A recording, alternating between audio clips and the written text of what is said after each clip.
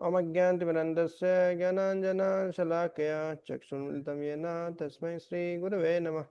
नमो विष्णुपादाय कृष्णप्रेष्ठाय भूतले श्रीमते भक्तिवेदान्त स्वामिनिति नामिनि। नमस्ते सरस्वते देवे गौरवाणी प्रचारिणे निर्विशेष शून्यवादी पाश्चात्यदेशतारिणे। जय श्री कृष्ण चैतन्य प्रभु नित्यानंद श्री अद्वैत गदाधर श्रीवासादि गौर भक्तवृंद। हरे कृष्णा कृष्णा कृष्णा हरे हरे, हरे राम राम राम हरे हरे। हरे कृष्णा। ग्रंथराज श्रीमद् भगवद गीता की जय। श्रीमद् भगवद गीता अध्याय 3 और हम देख रहे थे, कहाँ तक देखा था हमने, कल क्या देखा था? देखिए बताइए वीर प्रभु।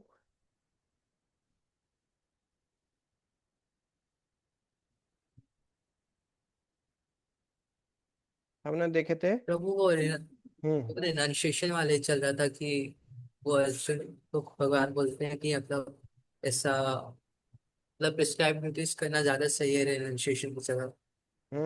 चीजों को केवल त्याग देना। प्री मेच्योर संन्यास से ज्यादा अच्छा क्या है? अपने प्रेस्क्राइब ड्यूटी, अपने नियत कर्तव्य को करना। नियत कर्तव्य प्रेस्क्राइब ड्यूटी मतलब वर्णाश्रम। जैसे गृहस्थ है तो गृहस्थ का कार्य करना, क्षत्रिय तो क्षत्रिय का कार्य करना। उससे क्या शुद्धिकरण होता है। जब व्यक्ति का शुद्धिकरण हो जाता है तो फिर वो संन्यास ले सकता है। संन्यास मतलब यहाँ पे है चीजों को त्याग देना, मतलब वो कार्य नहीं करना है। लेकिन प्रेस्क्राइब ड्यूटी करने से व्यक्ति का शुद्धिकरण होता है। और जब व्यक्ति बिना शुद्धिकरण के यदि संन्यास ले लेता है तो क्या होता है? उसका फिर मन भटकता रहता है इंद्रिय विषयों में, क्योंकि शुद्धिकरण हुआ नहीं, वो संन्यास ले लिया, चीजों को त्याग दिया उसने। इस तरीके से भक्ति में सेवा में लग जाएगा तो वो तो एक स्तर ऊपर हो गया है। वो क्या हो सकता है? क्योंकि उसमें अपना नियत नियत कर्तव्य भी व्यक्ति करता है। कैसे करता है? भगवान की सेवा के लिए करता है। यज्ञार्थात् कर्मणो अन्यत्र लोकोऽयं कर्म बंधनः तदर्थं कर्म कौन्तेय मुक्त संगः समाचर। तो यज्ञ भगवान की संतुष्टि के लिए ही कार्य करना चाहिए, नहीं तो इस श्लोक में क्या वो कर्म बंधन का कारण बनता है। इसलिए उसके लिए ही, भगवान विष्णु की संतुष्टि के लिए ही, हे कुंती पुत्र कर्म करो मुक्त संग है। इस तरीके से भौतिक जगत के जो संग है, तीनों गुणों के से मुक्त हो जाएंगे आप। इस तरीके से आप समयक रूपेण आचरण करो, समाचर डू परफेक्टली। ये वाला श्लोक देखा था और अपने ये श्लोक देखा था कि भैया नियत कर्म तो करना ही पड़ता है हर व्यक्ति को, है कि नहीं? भगवान बोले शरीर यात्रा अपि च तेन प्रसिद्धयेत अकर्मणः। यदि आप कार्य नहीं करोगे अकर्मणः, अकर्म के दो तीन अर्थ बताए थे। एक अकर्म का अर्थ क्या है? भक्ति करना। दूसरा अकर्म का अर्थ है कोई भी कार्य नहीं करना है। तो कोई भी कार्य नहीं करने से, केवल त्याग देने से, केवल संन्यास लेने से क्या होगा? शरीर यात्रा भी नहीं चलेगी, शरीर का मेंटेनेंस भी नहीं होगा। कोई ना कोई कार्य करना ही पड़ता है व्यक्ति को अपने लाइफ चलाने के लिए, है कि नहीं? तो भगवान वही बात बोल रहे हैं। इसलिए अपना नियत कर्म करो। ऐसा नहीं कि सब छोड़ो घर बार चलो हरिद्वार है। तो सिंपल त्यागने से नहीं होता है चीजों को, है ना? त्यागना नहीं है, जोड़ना है भगवान को। छोड़ना नहीं है, जोड़ना है भगवान को। ऐसा तो क्या जोड़ना है? हमारा मन जोड़ना है भगवान को। नियत कार्य करते हुए हमारा मन भगवान को जोड़ना है, ऐसा। तो आज अपन यहाँ से देखेंगे 10-11 नंबर श्लोक। तो ये अलग सेक्शन शुरू हो गया है। ये आ गया देवताओं की पूजा के बारे में, है? या यज्ञ के बारे में। सह यज्ञ प्रजा सृष्ट्वा पुरोवाच प्रजापति अनेन प्रस्विष्यध्वमेशा वो अस्ति इष्ट काम दुख। ओके, पढ़िए, ट्रांसलेशन पढ़िए। In the beginning of creation, the Lord of all creatures sent forth generation of men and demigods, along with sacrifices for Vishnu, and blessed them by saying, "Be thou happy by this yajna sacrifice, because its performance will bestow upon you everything desirable for living happily and achieving liberation." बताइए क्या बताया इसमें?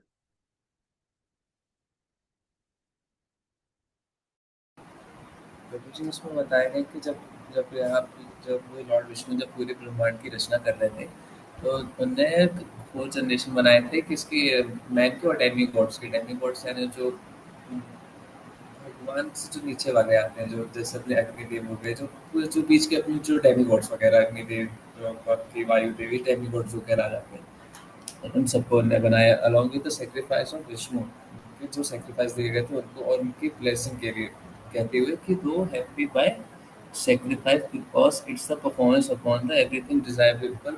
आपके जो भी, आपको जीवन में जो भी अच्छे से जीवन आपका यापन करना है, आपको जैसे आपको अच्छे से जीना है, आपके जो भी जीवन आपका चलता रहे सुख समृद्धि से, उन सब के लिए उनको सैक्रिफाइस कर, मतलब उनको उनकी ब्लेसिंग के लिए उनको ये सब दे दिया गया।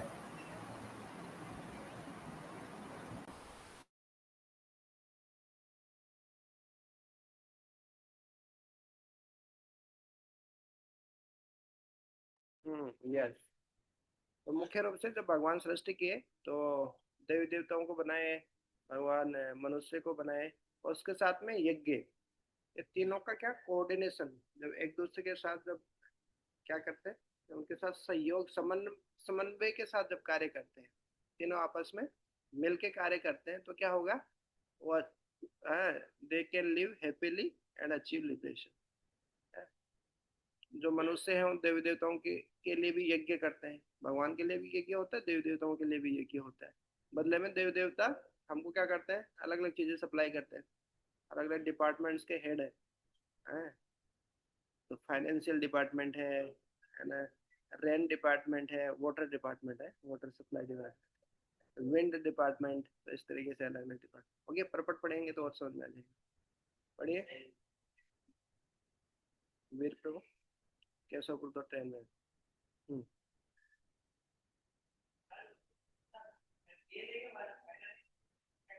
The material creation by the Lord of Creatures, Vishnu, is a chance offered to the conditioned souls to come back home, back to Godhead. All living entities within the material creation are conditioned by material nature because of their forgetfulness of their relationship to Vishnu or Krishna, the Supreme Personality of Godhead. The Vedic principle are to help us understand this eternal relation as it is stated in Bhagavad Gita. Vedescha Vedescha Sarvaraham Eva Vedam. The Lord says that the purpose of the Vedas is to understand Him. In the Vedic hymns, it is said, Patim Vishwatmeshwaram. Therefore, the Lord of the living entities is the Supreme Personality of Godhead, Vishnu. In Srimad Bhagavatam also, second canto, fourth chapter 20, Srila Shukdev Goswami describes the Lord as Pati in so many ways. Shreyapat, Shreyapatir Yajnapatir Prajapati Dhyayam Pati Lokpati Dharapati Patir Gatis Chandaka Vrishni Satvatam Prasiddhatam Me Bhagwan Satam Pati. The Prajapati is Lord Vishnu and he is the Lord of all living creatures, all worlds and all beauties and the protector of everyone. The Lord created this material world to enable the conditioned souls to learn how to perform yajna, sacrifices, for the satisfaction of Vishnu, so that while in the material world they can live very comfortably without anxiety, and after finishing the present material body, they can enter into the kingdom of God. That is the whole program for conditioned soul. By performing of yajna, the conditioned souls gradually become Krishna conscious and become godly in all respect. In the age of Kali, the Sankirtan, the chanting of the holy, chanting the names of the Lord God is recommended by the Vedic scriptures, and this transcendental system was introduced by Lord Chaitanya for the deliverance of all men in this age. Sankirtan Yag and Krishna consciousness go well together. Lord Krishna, in his devotional form as Lord Chaitanya, is mentioned in Bhagavatam 11.5.32 as follows, with a special reference to the Sankirtan Yag. Krishna Varnam Krishna Varnam Tivashkarnam Sango Sango Pangastra Parshadam Yagya Sankirtam Prayar Yagyanti Hi Sumedhasa.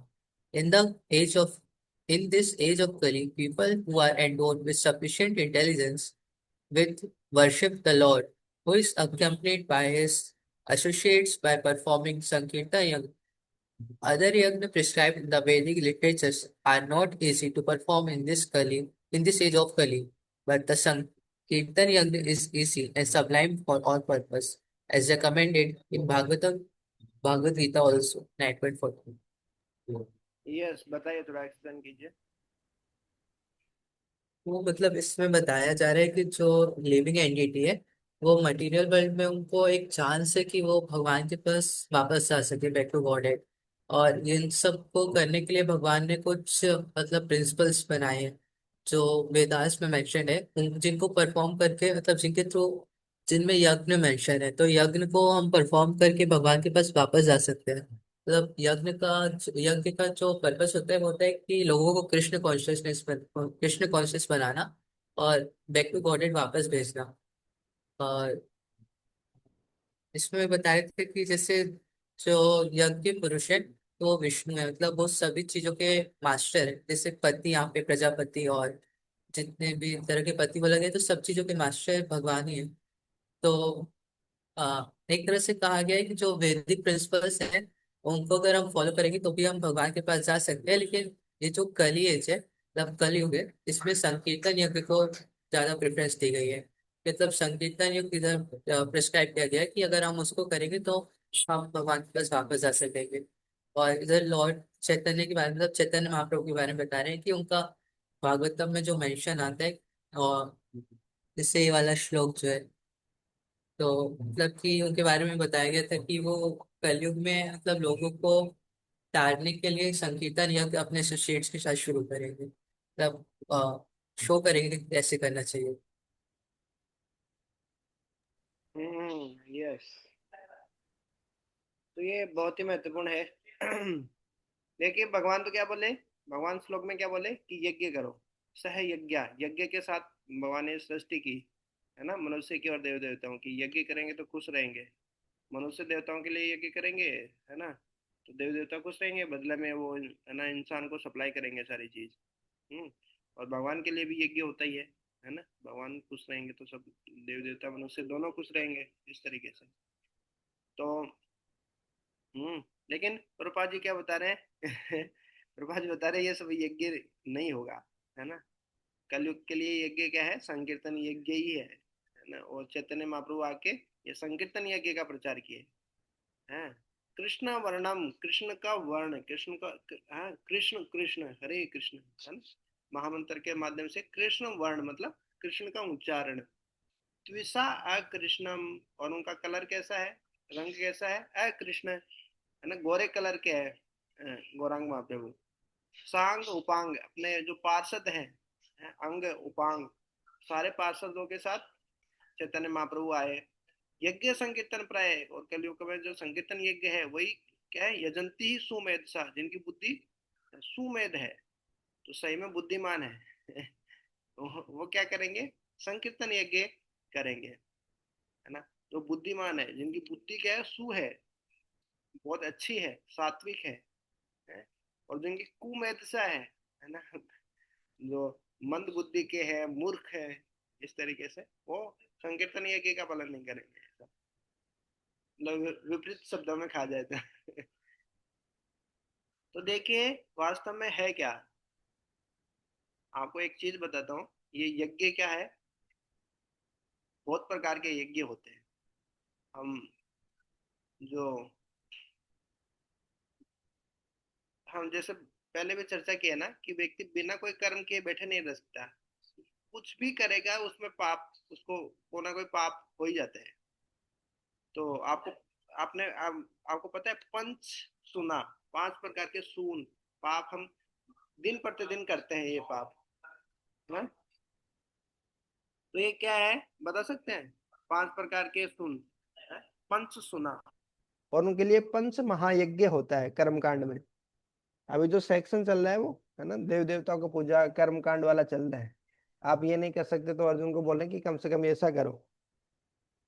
तो पंच सोना क्या होते हैं, आप मतलब idea लगाइए कि हम दिन प्रतिदिन क्या क्या काम करते हैं जिससे पाप हो जाता है हमसे।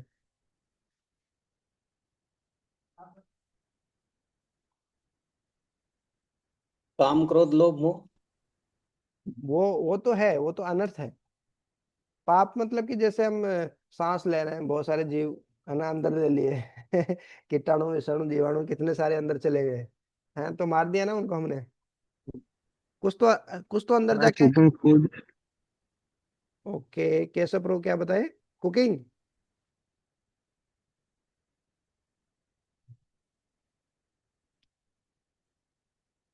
कौन बताए?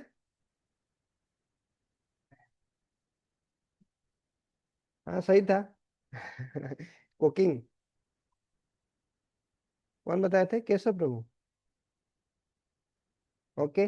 जब कुकिंग होती है तो वो एक प्रकार का है ना पाप होता है। चूल, चूल सुना बोलते हैं जब चूल्हा जलाते हैं हम, है ना, या वर्तमान में जब गैस जब जलाते हैं, तो रसोई में खाना पकाते समय अग्नि से या गैस जलाने से होने वाली हिंसा होती है। ये एक प्रकार का पाप हर कोई करता है, डेली करता है। और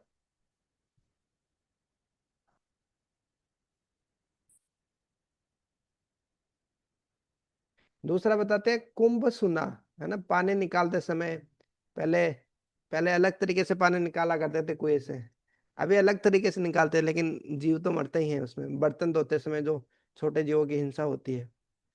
फिर क्या है? जल कुंभ सुना, पानी रखने छानने उबालने से होने वाली हिंसा जो है। फिर एक होता है पेशनी सुना, चक्की ग्राइंडर बेलन आदि से आटा पीसते समय। एक होता है मुसल सुना, मुसल मतलब ओखली, जो दामोदर लीला में जो भगवान ओखली बांध देते हैं ना, उसको लेके दोनों पेड़ के बीच में से भगवान निकलते हैं ना, दामोदर लीला। तो उस समय ओखली में दाल कूटते समय अनाज साफ करते समय जो हिंसा होती है। तो ये पांच पंच सुना होता है इनको। हाँ, इनसे निपटने के लिए पांच प्रकार के यज्ञ, महायज्ञ बताए हैं, वो करना चाहिए हर व्यक्ति को, नहीं तो पाप लगता है। एक क्या, देव यज्ञ है ना, देव देवताओं की जो, उनके लिए जो यज्ञ होता है। पितृ यज्ञ, पितरों को श्रद्धांजलि जल अर्पण जो करते हैं। भूत यज्ञ, दूसरे जीवों के लिए, जैसे पशु पक्षियों को खिलाते हैं ना, पक्षियों को दाना डालते हैं, कबूतर को डालते हैं, ये डालते हैं वो है। एक होता है मनुष्य यज्ञ, अतिथि यज्ञ है, अतिथि साधु संतों का सत्कार करना, ये भी एक यज्ञ है। एक होता है ब्रह्म या ब्रह्म यज्ञ, शास्त्रों का अध्ययन करना, जैसे भगवत गीता पाठ कर रहे हैं, है ना, गीता भागवत पाठ कर रहे हैं, ये भी एक यज्ञ कर रहे हैं हम। ये कोई साधारण चीज नहीं है ना, ये भी एक यज्ञ है। तो इस प्रकार से शास्त्रों में है। इस तरीके से जब पंच सुना, पांच तरीके से जब पाप करते हैं तो पांच तरीके से यज्ञ भी करना चाहिए। लेकिन यज्ञ कोई करते नहीं हम में से। करेक्ट। तो वो सब नहीं कर पाएंगे हम, इतना कर्मकांड नहीं कर पाएंगे हम। कलयुग का सीधा प्रोसेस क्या है, इसलिए प्रभुपाद जी बार बार बता देते हैं, हर श्लोक के तात्पर्य में बता देते हैं, संकीर्तन यज्ञ करो सब हो जाएगा। इंटरेस्टिंग ना। तो इस तरीके से भगवान जो बताए कि देखिए, है ना, देव देवताओं का ये यज्ञ करना चाहिए, देव देवता मनुष्य और भगवान, इन तीनों को ऐसे एक साइकिल में कोऑर्डिनेशन में तीनों चलने चाहिए इस तरीके से। ओके, तो अभी अपन नेक्स्ट श्लोक पे चलते हैं। ओके राठौर प्रभु जी बढ़िए।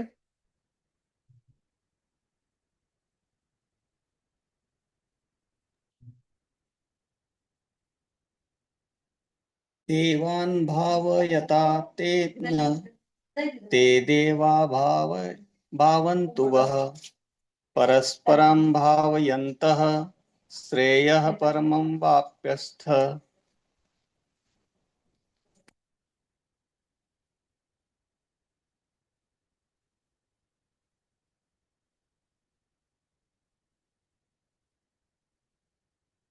The demigods, being pleased by sacrifices, will also please you, and thus, by cooperation between men and demigods, prosperity will reason for all.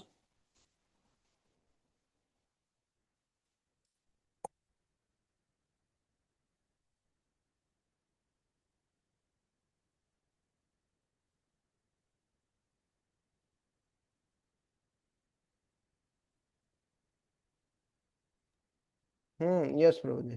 तो इसमें फिर भगवान बता रहे हैं, देवान भावेता अतेन, भाव्यता अनेन, भाव्यता अतेन लिखा ऊपर, अतेन नहीं, ये अनेन है, अनेन मतलब इसके द्वारा, नीचे सिनोनियम में सही है, शब्दार्थ में सही है। ते देवा भावयन्तु वहां, तो क्या होता है, जब देवान भाव्यता अनेना, जब यज्ञ के द्वारा जब देव देवता खुश हो जाते हैं तो क्या होता है, ते देवा भावयन्तु वहां, भगवान बोल रहे कि वो देव देवता है ना, तुमको भी प्रसन्न कर देंगे, वो है, तुमको भी सारी चीजें सप्लाई करेंगे। यही तो था ना, जैसे भगवान कृष्ण के समय में भी इंद्र की पूजा करते थे तो इंद्र उनको बारिश देते थे ब्रजवासियों को, है कि नहीं। तो परस्परम भावयन्तः, इस प्रकार से आपस में एक दूसरे को, परस्परम आपस में ऐसे एक दूसरे को प्रसन्न करने से क्या होगा, श्रेय परम अवाप्स्यत, जो परम श्रेय है, परम कल्याण है, उसको प्राप्त करोगे, अवाप्स्यत।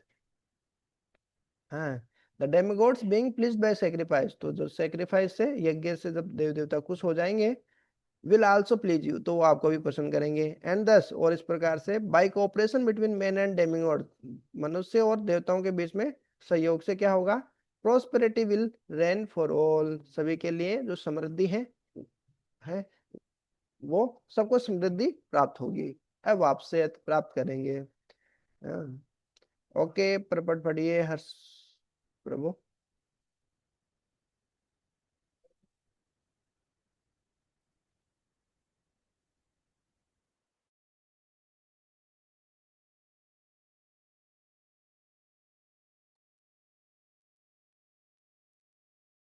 हर्षवर्धन प्रभु या वेद प्रभु, कोई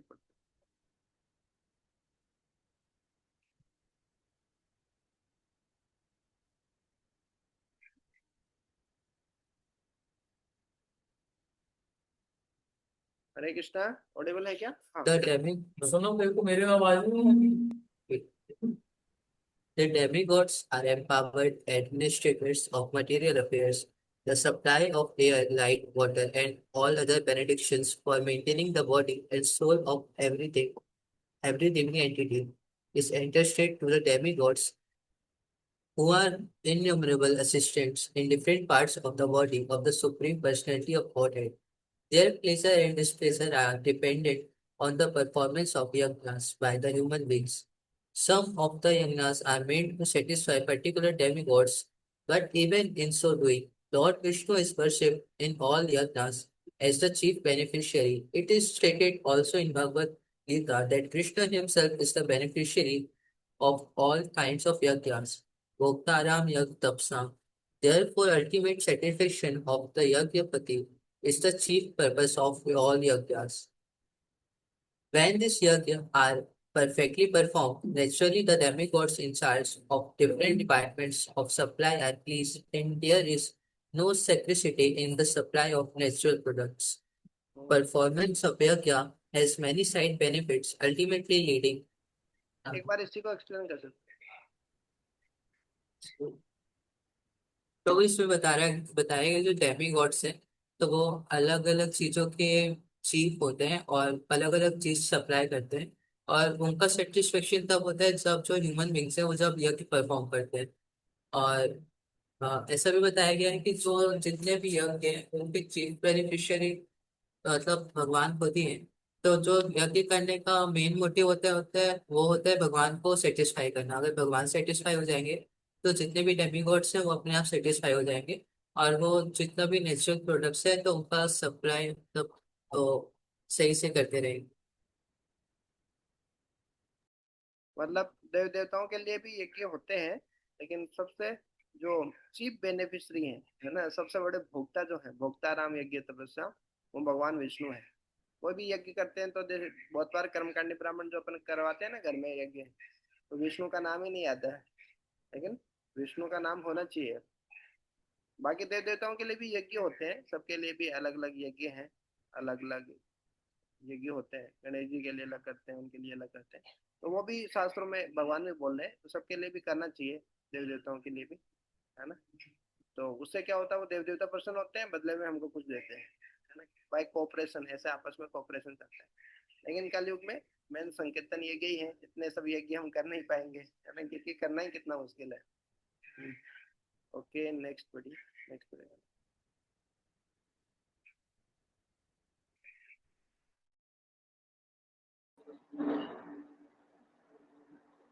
Performance of yajna has many side benefits, ultimately leading to liberation from material bondage. By performance of yajnas, all the activities become purified, as it is stated in the Vedas. Ahara sadhu sattva suddhi. Sattva sadhu dhruva smriti smriti lambe sarva granthanam vipramoksha. By performance of yajna, once eatables become sanctified, and by eating sanctified foodstuff, once every existence become purified. By the purification of the existence, finer tissues in the memory become sanctified, and when memory becomes sanctified, one can think of path of liberation. And all these combined together lead to Krishna consciousness, the greater necessity of present day society.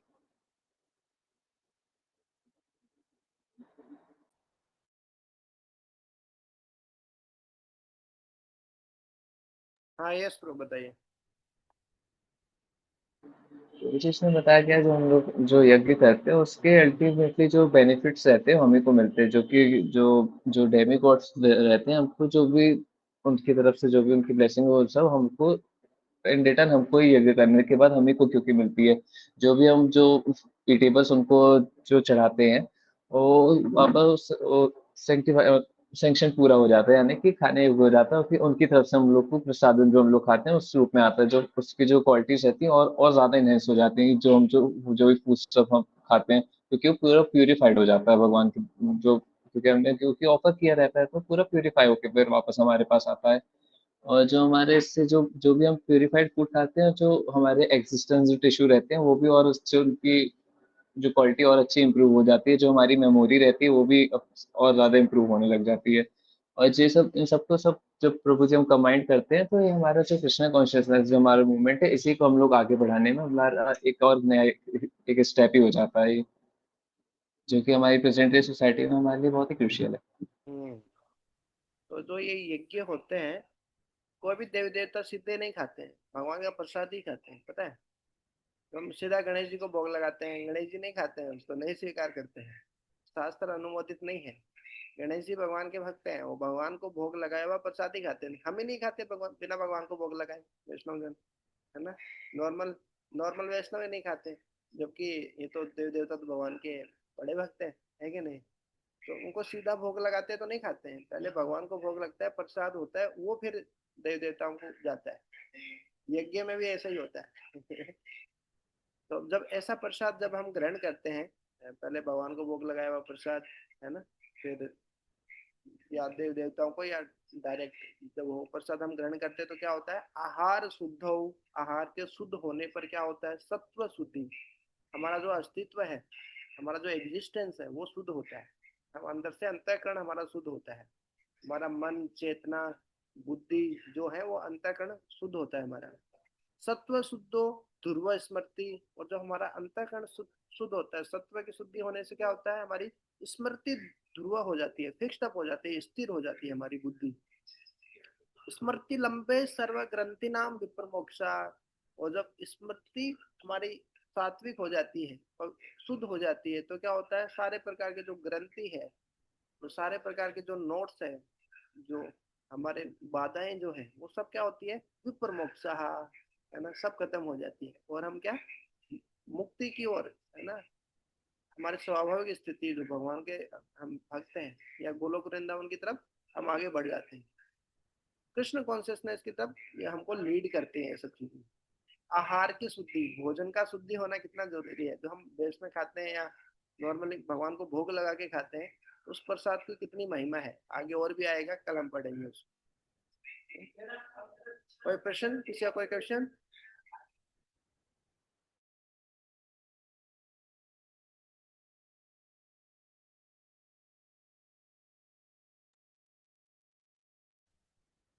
Question comment. तो आज देखिए हमने देव देवताओं के लिए यज्ञ, भगवान के लिए यज्ञ, ये सब हमने देखा आज। पंच सुना, 5 प्रकार के पाप हम जो करते हैं, पंच महायज्ञ, है ना। आपस में कैसे कोऑपरेशन होना चाहिए मेन डेमिगॉड्स का, है ना। यज्ञ किस प्रकार से होना चाहिए, भगवान को भोग लगाने से क्या होता है, और है ना भगवान का प्रसाद खाने से क्या होता है, आहार शुद्ध हो, आहार की, भोजन की शुद्धि होने से देखो क्या होता है, आहार शुद्ध हो, सत्व शुद्धि, हाँ, सत्व शुद्ध, सत्व शुद्ध हो, ध्रुवा स्मृति, हमारी मेमोरी, है ना फिक्स्ड अप हो जाती है, स्थिर हो जाती है, सात्विक हो जाती है स्मृति लंबे सर्व ग्रंथि नाम विप्रमोक्ष। कितना इंटरेस्टिंग है कि नहीं। प्रसाद खाने की महिमा देख लीजिए, बेस में ही खाना चाहिए, बाहर का नहीं खाना चाहिए हमको। भगवान का प्रसाद ही खाना चाहिए, बाहर का खाना नहीं खाना चाहिए। ठीक है, तो यही समाप्त करते हैं हम। ग्रंथ राज श्रीमद् भगवद गीता की जय, श्रील प्रभुपाद की जय। जय गौर प्रेमानंदे, हरि हरि।